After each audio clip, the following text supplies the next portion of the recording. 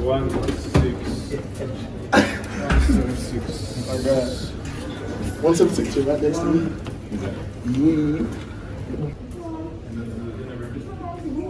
I only 5 minutes. Like that.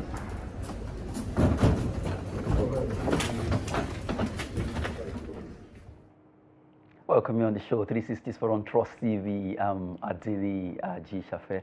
The arrival of Super Eagles, they are celebrating our players ahead of the crucial match we're having against Rwanda on Friday, 21st of March.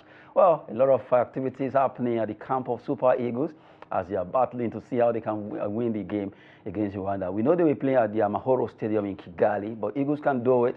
And the arrival we just saw there. Welcoming the Super Eagles to Kigali, where, as you speak right now, 21 players are already in camp right now. Well, as it is, we have that particular first story, World Cup qualifier, Super Eagles camp bubble, as more players arrive Kigali. That's the first story we have for you on the show, as we have that particular story there, World Cup qualifiers, Super Eagles camp bubble, as more players arrive camp. Well, right now, talking about that particular story that we have for you there. Well, we know that Eagles are in camp already, 21 of them, and they're expecting at least 2 of them to join them in that particular Amahoro, in Kigali, where they will play at the Amahoro Stadium. Well, that's the Victor Boniface when he arrived yesterday at night, and others also arrived earlier today. Well, as you speak right now, 21 players are in camp. Looking at the list of those in camp, you have Amas Obasuge, Tolu Arokodare, the new invitee to that team, Kao de Bankole,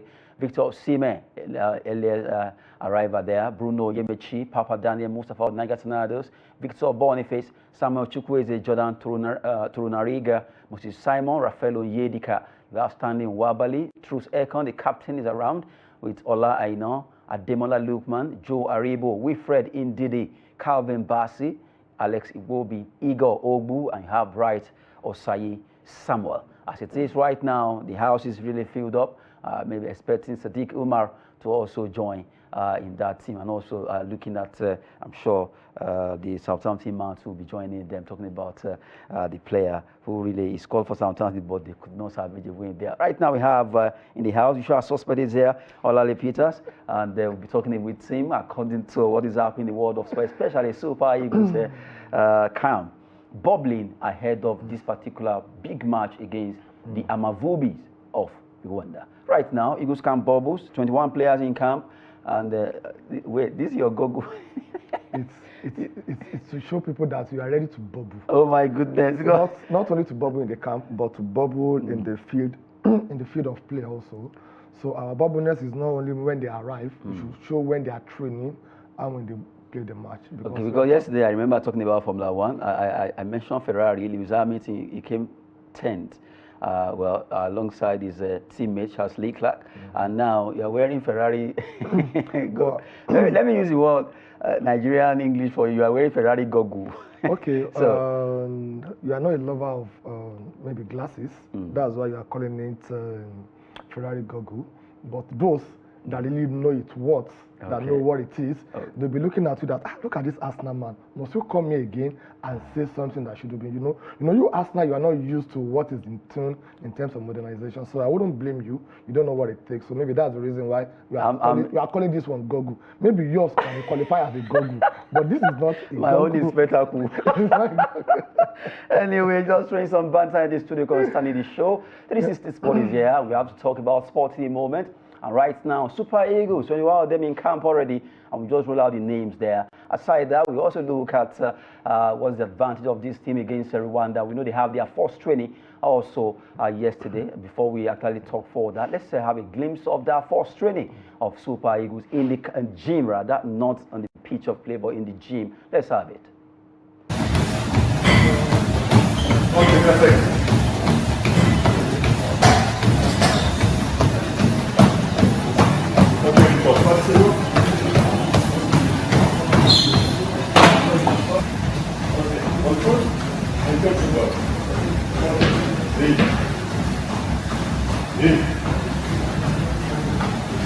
Yeah.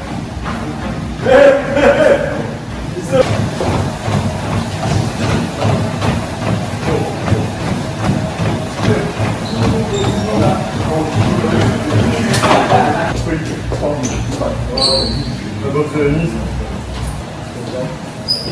And 5. Okay.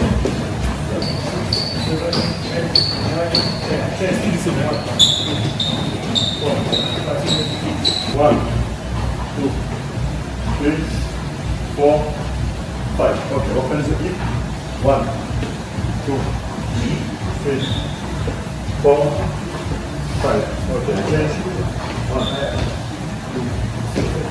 It's the same. It's the same. Okay. Yeah. Okay. Right. 1, 2, 3, 4, 5. Okay, change. 1, 2, 3, 4, 5. Okay. 1, 2, 3, 4, 5. Yeah.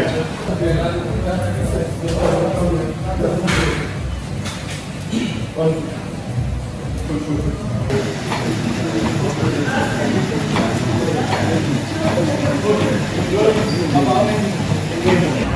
5. 1, 2, 3, 4, 5. Okay. Yeah. Still good. Yeah. This way. Encore. Oh.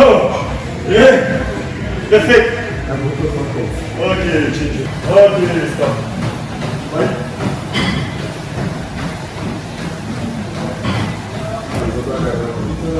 Change. Again. Okay. Stop.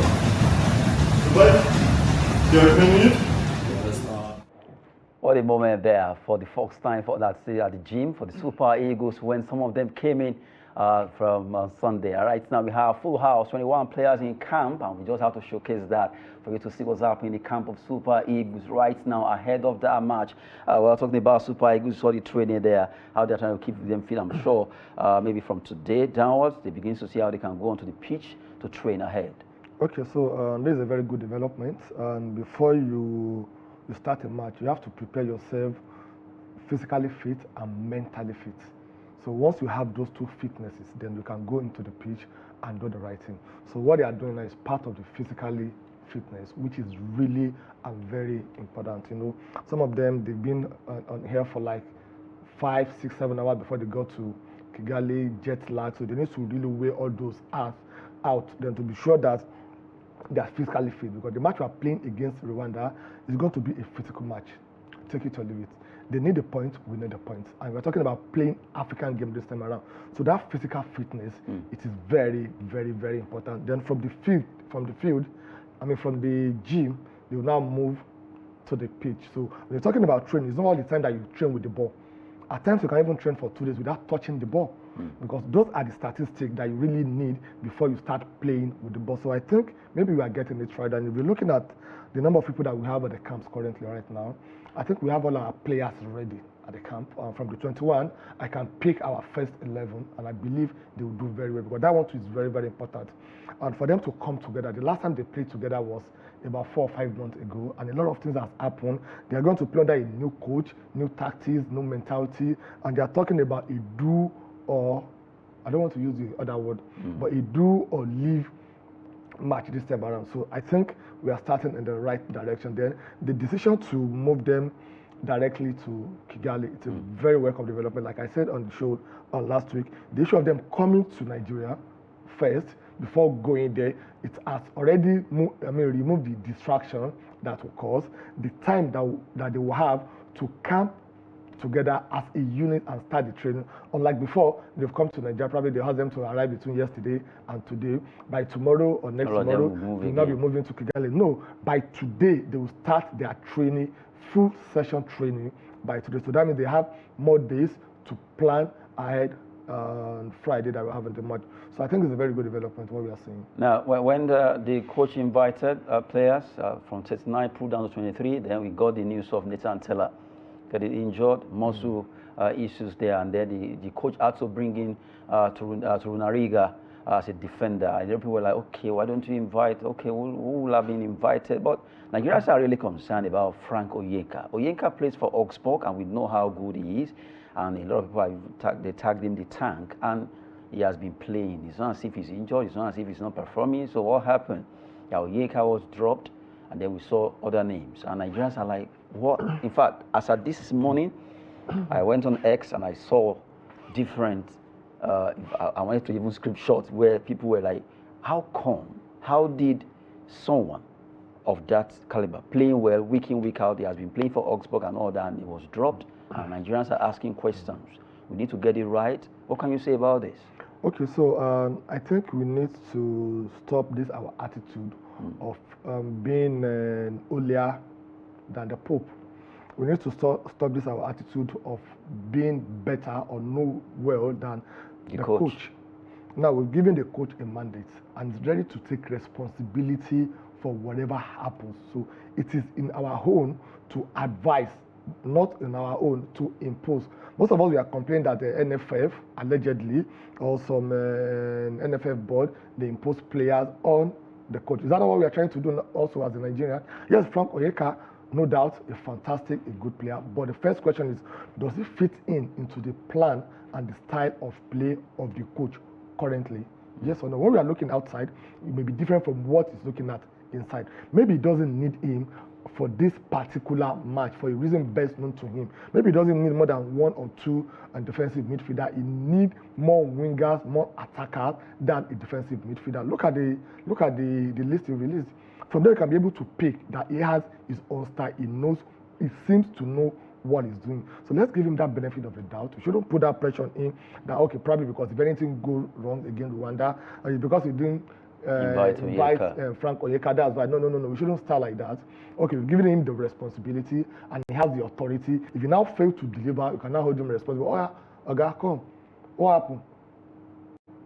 Why didn't you invite Frank Onyeka? That is, if during the match we discovered or we noticed that his role is really missing. So I think for now, we should just allow him not to be under undue pressure. And to be sincere and honest with you, with respect to most Nigerians, you go on Twitter, what people say at times, you ask yourself that, or is it because you have access to data and you can just go in there?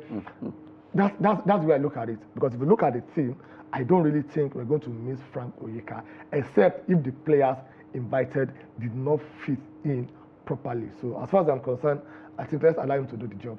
Okay, talking about Super Eagles list here, that we actually yes, the list and also the training and arrival of the entire team. 21 players in camp, except for Sadiq Umar, and probably we're not actually making it down. Oh, we're looking at that. Maybe they'll be arriving today. But as it is, the camp is bubbling. Eagles are ready to fly against the Amavubis of Rwanda at the Amahoro Stadium. What a rhyme. Everything is Ama. They are in Rwanda. Anyway, as it is, a big match coming up on Friday when Nigeria will be locking on against them. Eagles needs to win that game. And you see the early. I love the fact that the Eagles came very, very early. They arrived very early. That's the beauty of it. When you have your players in camp on time, you'll be able to plan and prepare and look at first option, second option, and third option. And that's something that we've been lacking before. You recall most of our matches, even the one we play at home here in Nigeria, most of the players will arrive like 2 days or a day to the match. They even have an issue concerning the aircraft that will convey them to the venue. So, these people we are talking about, they are human like us.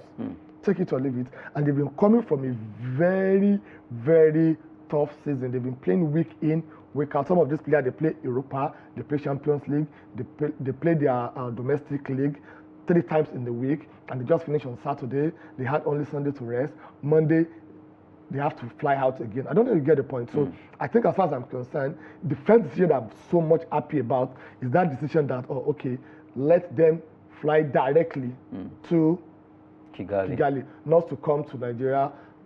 I love the combo between the coach and the players. The way he welcomes them, the way he greets them. Watch out this one, the way we greet Moses Simon. Just imagine this. I love this. I think the man is really trying to be very warmly with them, as if he's known them for years. Although I know Moses Simon because he played in France, so easily they can speak French together.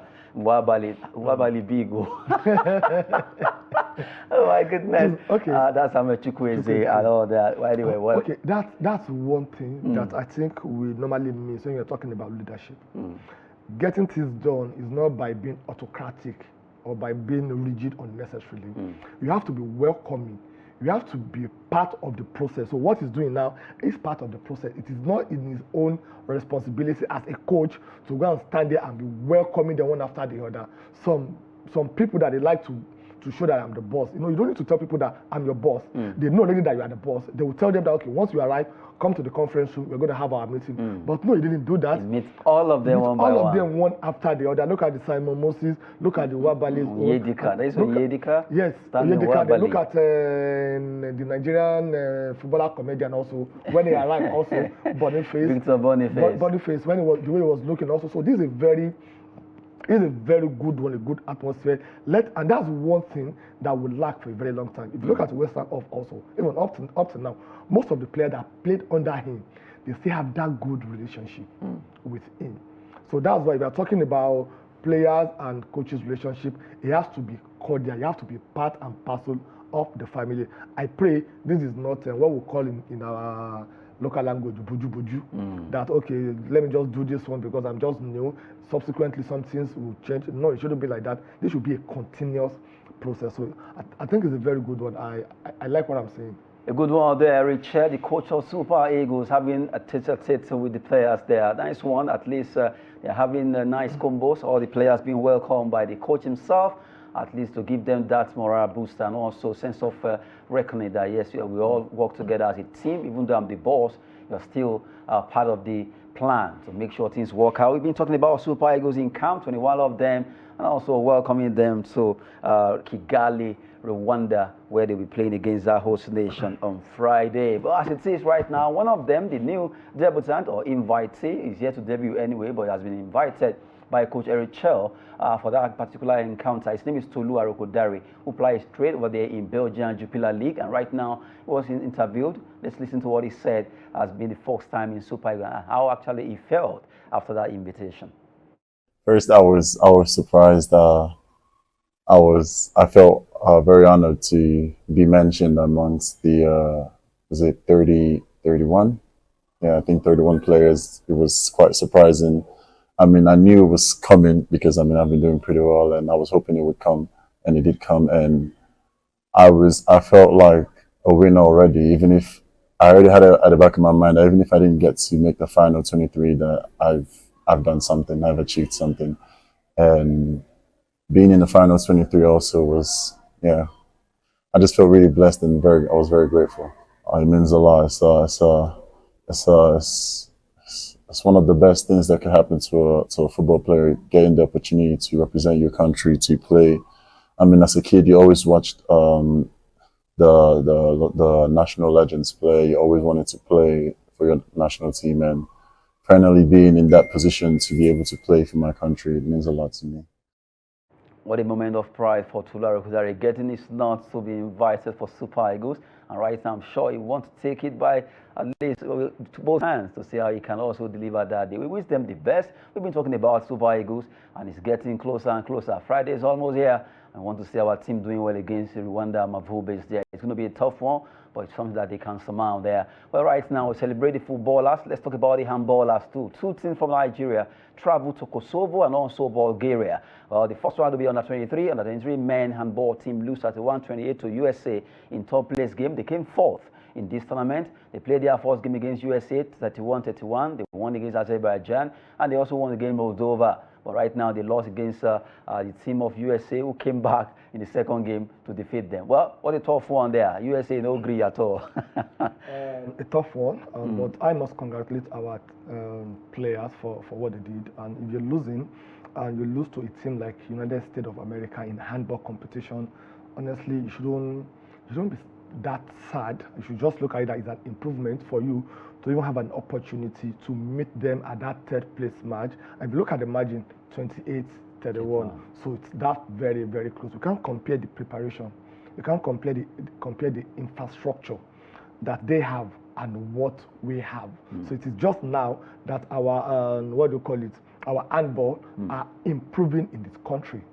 unlike them that have been improving for a very long time. For example, we are playing football right now between Nigeria and USA. We are expecting Nigeria to defeat USA because we are known for soccer, they are not known for it. So in a situation whereby they are defeating us, we should be asking ourselves what has happened to our football progress. Okay, so that's the way I look at it. I think it's a very good one for them. It's a very, very good outing. Nobody expected them to get to where they got to.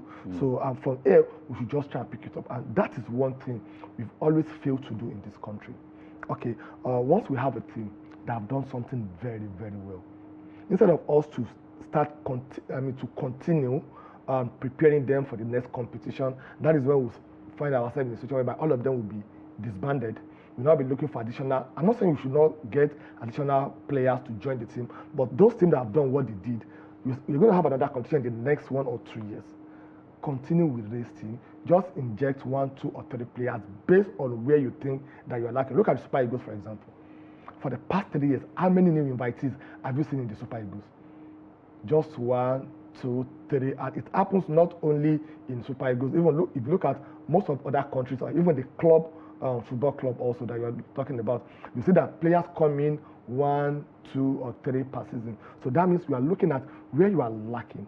Try and inject player that will create that vacuum of, do more like a backup to the team. So that's what I think we need to do concerning our handball also, because it's something that's giving us glory. We shouldn't be looking at football all the time. We have other sport activities that can do better than what. Imagine if Nigeria at the World Cup, that we are still praying, fasting, that we should qualify. We got to the World Cup and we came 4th. How are we going to feel? That's huge. We're going to feel very happy. Huge. So I think they've done it very well, and they deserve recognition. That thing is missing also. They deserve to be recognized the way other players, especially the football team, have been recognized. We're talking about handball team there. Good one there on that 23 handball team for Nigeria came 4th behind USA, who came 3rd. And right now, we have to celebrate them for what they've done so far. The IHF, that's International Handball Federation Imagine Nations Championship that took place in Bulgaria. And now, still talking about handball, our under-18 also traveled to Kosovo to participate in the IHF Trophy. That's the second competition that they actually participated.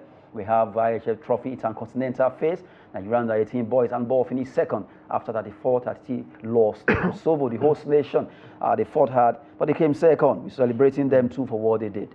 Under-18 came 2nd.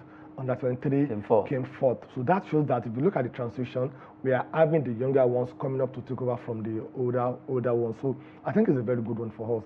And like I said earlier, I think we need to start giving concentration, even if it is like 10 or 20% of what we are giving to the Super Eagles, to all these players, handball, all these volleyball, sporting, other activities, handball, volleyball, swimming, boxing, and what have you, so that it won't look as, yes, no doubt about it.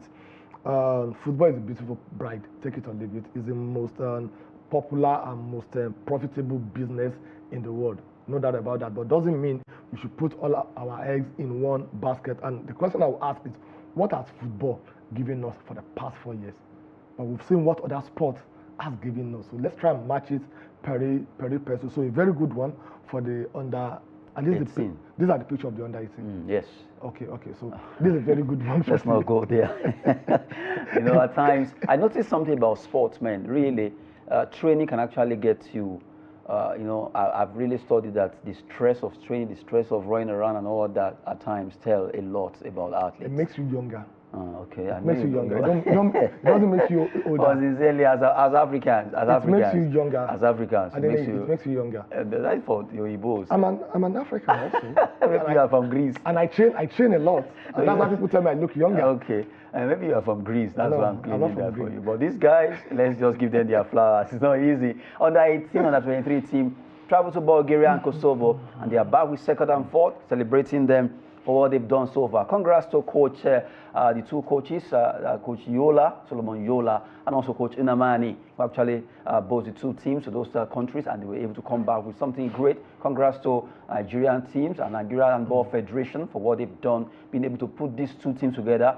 They traveled to Kosovo and Bulgaria. I even love the fact that they were able to travel. We've seen so many competitions where they say there is no fund, and at last they were able to go there. It will help these athletes, the handballers, to gather experience and also use those facilities. Playing against USA is no means meet at all First match, draw. Second game, they won them just by 3 points. That shows that really they've really done well at this competition. Congrats to the team. Congrats to Nigeria. Away from that, let's come back home and talk about our own football. A match was played yesterday between Sunshine Stars versus Plateau United, where they played 2-2 draw. Though Plateau United scored those 2 goals first, and then Sunshine were able to at least equalize and make it 2-2. Sunshine they were at home, and it ended 2-2 there. Talking about MPFL, Sunshine Stars versus Plateau United ends 2-2 in that particular encounter there right now. Well, looking at the story, well, as it is, MPFL result, we know that they play 2-2 there, and you also look at how the table is standing right now for the fact that all the teams are participating in the MPFL. Sunshine Stars versus Plateau United, that game ended 2-2.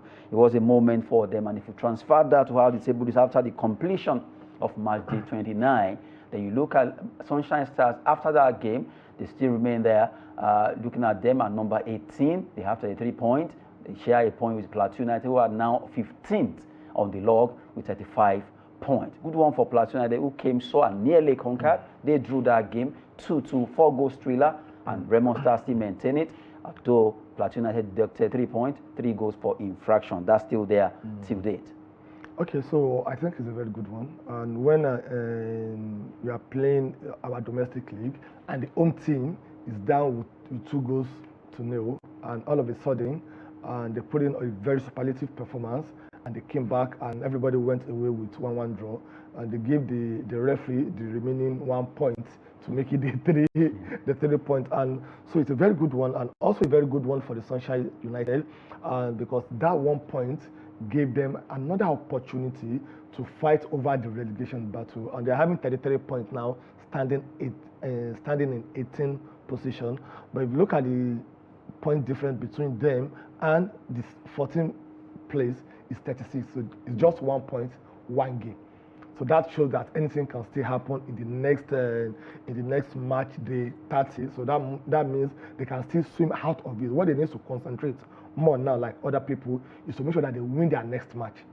And now we've seen a lot of improvement in the MPFL. Kudos to the NSC and also the NFF for bringing more. Finally, it's over. Okay, maybe sometimes. And relief for Rangers. From you that say, okay, they should be called Sunshine United now. You just mentioned Sunshine. Oh, Sunshine United.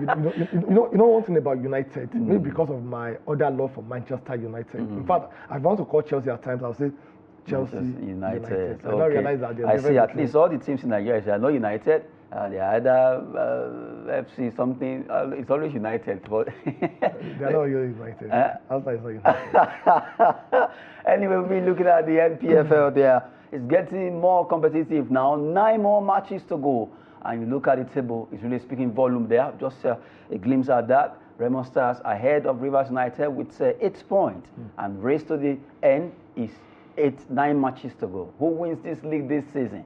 Well, we wait to see. It's very dicey. Well, I don't think it is dicey this time around. To be honest with you, it will be very difficult for any team to overtake Raymond Star with 8 points because from 9 matches. It is 8 points in 9 matches. If you look at the way they both started, 18 more points still left. Yes, I know. So what they need to do now, they can at least try as much as possible to win like four games out of the remaining 9. Other teams will not make it easier for them. Well, what they just needs to do, if I'm the coach, I will concentrate more on my home game. Win all your home games. I'll win all my home game out there. Let me try and see whatever. So I can get a draw or whatever, because it's not going to be easy. They'll be the team that everybody wants to beat. But MPFL, 9 matches to go, and you are having a difference of 8 points. So that means about 2 matches. You have to lose 2 matches and 2 draw also.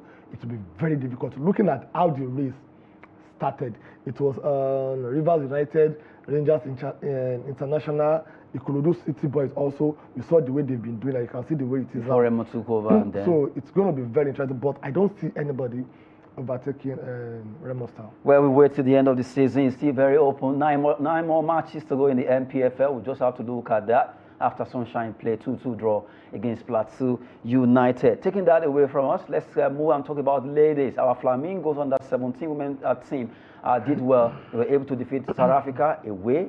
They won that game 3-1, and then at home in Ikene, they were able to win 2-0, making it 5-1 on aggregate, and right now they qualify for the final round of qualifier. They'll be facing Algeria. That takes us to the story. Morocco 2025, Flamingos to battle Algeria in the final qualifying round. Algeria defeated Botswana, and now we face Algeria. And someone actually posted and said, I don't see Algeria beating us.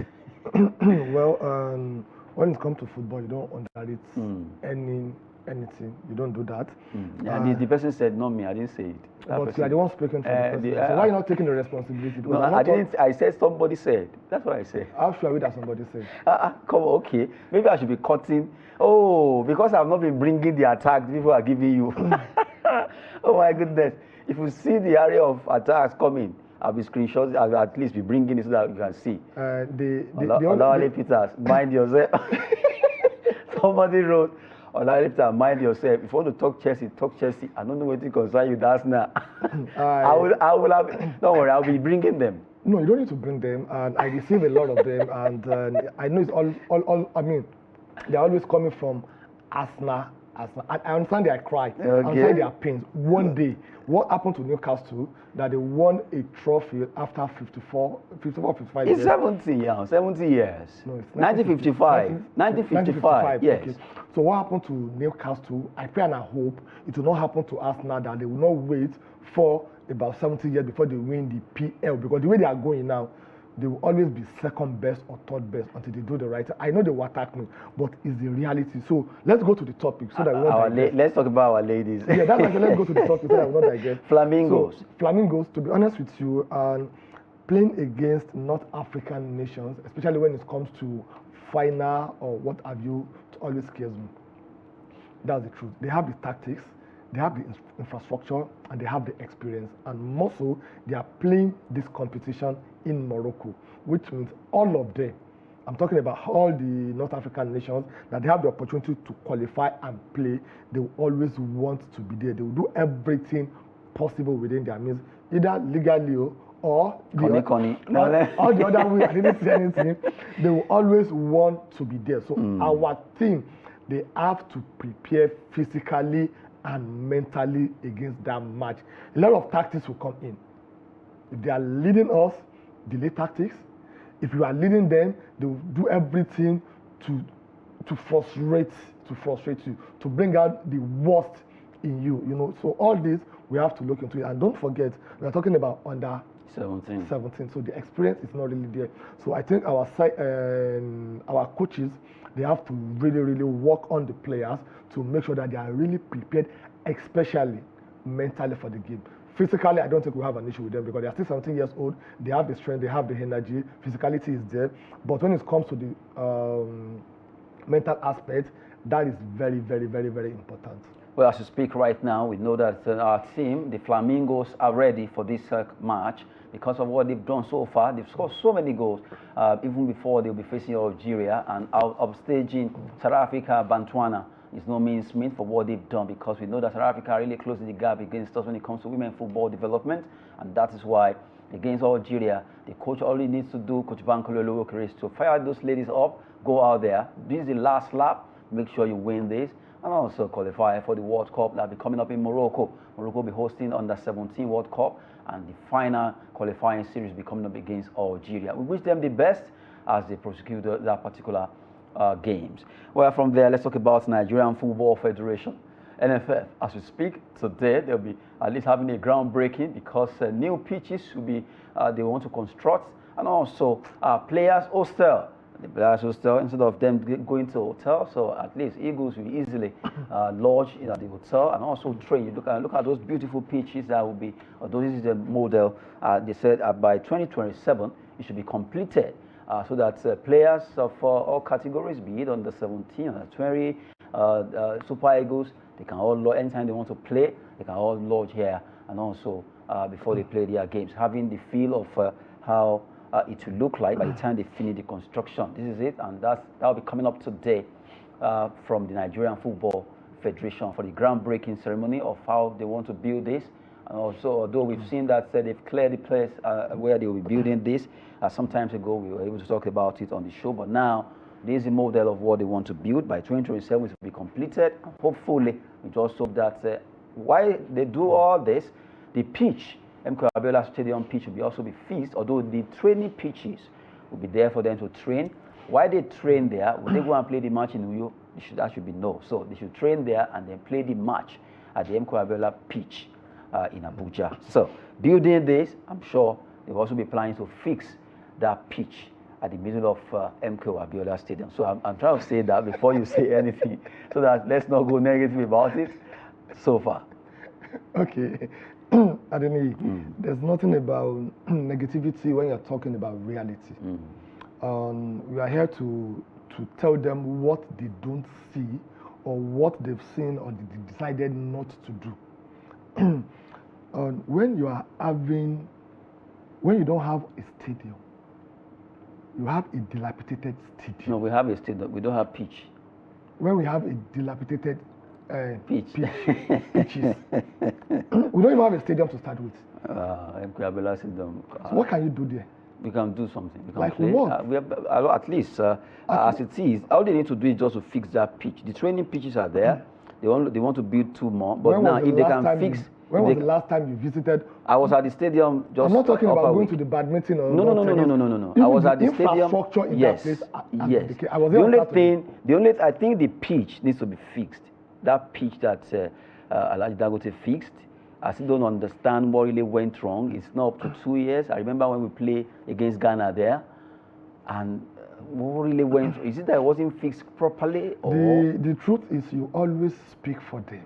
I'm not. I know you always speak for them. You don't tell them the truth. That's one of the issues and the problem we have. We don't have a stadium. We don't have a pitch. I will say it and I will say it once again. Go to National Stadium in Surulere. What do we have there? But you just call it National Stadium. What do we have there? No, you just call it. No, you just call it National Stadium. The truth. Yes. You didn't say national costume or national troop or No. It is still called National Stadium. Because it's a stadium. But there's nothing stadium or national about the stadium. But it is a stadium. Just that is maybe dilapidated or moribund. Not maybe. Don't use that probability. Okay, it is. Not I but it is a stadium. If you go to MK Abiola Stadium now, the fact that you call it a stadium doesn't make it a stadium. If they fix that pitch, every other thing there, at least we know that Nigeria we lack that maintenance culture. No, we don't lack it. Oh my goodness. We don't lack it. We lack monitoring and implementation. That's the problem. Now, this beautiful picture you are showing us, and everybody's looking at. Oh, wow. I didn't do this picture. I didn't. But you brought it NFF here. did it. You brought it here. You brought it here to. That's what NFF said they want to do. For them to cajole us. See, Adeni, let's be sincere with ourselves.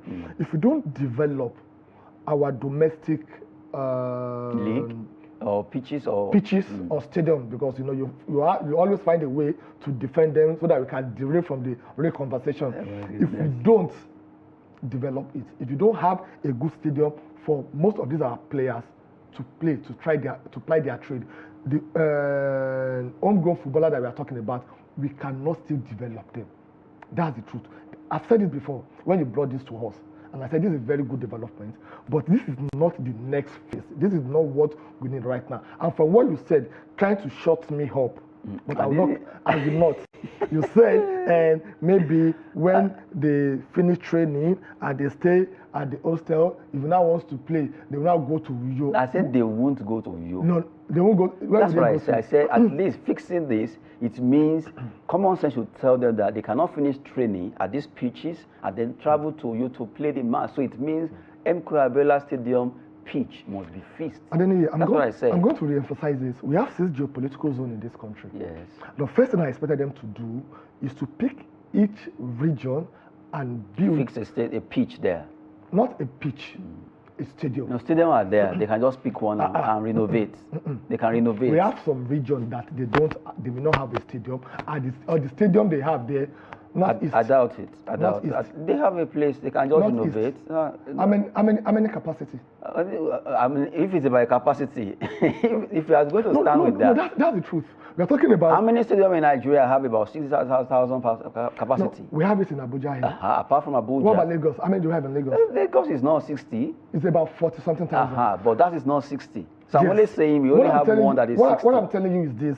We have to look at the capacity. And this stadium I'm talking about should have minimum of 20 or 25,000 capacity we can for get that.